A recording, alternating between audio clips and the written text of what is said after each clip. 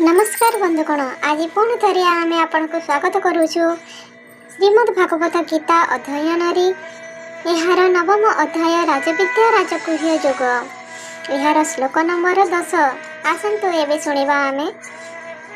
माया क्षीण प्रकृति सुयति सचराचरम् हेतुनानेन कुन्तेय जगत विपरिवर्तते।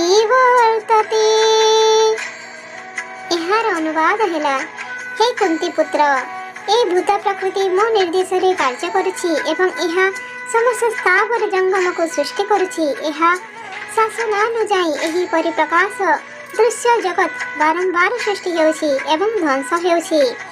एहार भावार्थ हैला, एठारे परिष्कार भावरे कहा जाइछि जे जदिओ भगवान ए भौतिक जगतर कौन प्रकार क्रियाकलाप सहित संपृक्त नुहंती, तथापि से सर्वोच्च अध्यक्ष अटंते, भगवान परम इच्छा शक्ति अटंते एवं ए भौतिक परिप्रकाशर अंतराल रे ही अछंती, किंतु परिचालन कार्य भूत प्रकृति द्वारा करा जाउछि। श्रीकृष्ण भगवत गीता रे कहिसंती, विभिन्न जन्मरे जन्मलाभ करथिबा समस्त जीवर मो पिता अटे। पिता मातृ गर्भरे वीर्य प्रदान करी संतान उत्पादन करती। सेही परी भगवान तांकर कटाक्ष द्वारा भूत प्रकृति गर्भरे समस्त प्रकार जीव संचार करती एवं सेमाने जीवगण सेमानक अंतिम कामना रे और कर्मानुजाई विभिन्न जोनि रे विभिन्न शरीर ग्रहण करी बहिर्गत हुंती।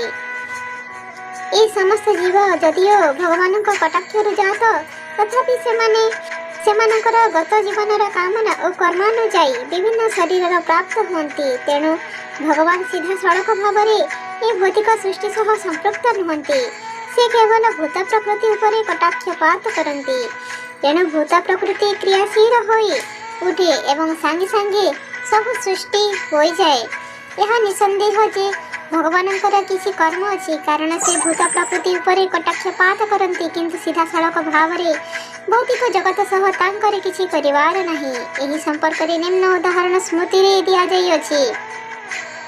जेतेबेले एक सुवासित पुष्प कौनसी प्रकार सम्मुख रे थाए, सेतेबेले पुष्पर सुवास व्यक्ति ग्रहण करे, किंतु सुवास ग्रहण एवं पुष्प परस्पर ठारू अलगा, किंतु ठीक सही प्रकार संबंध भौतिक जगत और भगवानଙ୍କ ମଧ୍ୟରେ ଅଛି। ବାସ୍ତବରେ ତାଙ୍କର ଏ ଭୌତିକ ଜଗତରେ କିଛି କରିବାର ନାହିଁ, କିନ୍ତୁ ସେ ତାଙ୍କର କଟାକ୍ଷପାତ ଦ୍ୱାରା ସୃଷ୍ଟି କରନ୍ତି ଏବଂ ଶାସନ କରନ୍ତି। ସ୍ଥୂଳତଃ ଭଗବାନଙ୍କ ଅଦକ୍ଷତା ବିନା ଭୂତ ପ୍ରକୃତି କିଛି କରିପାରିବ ନାହିଁ।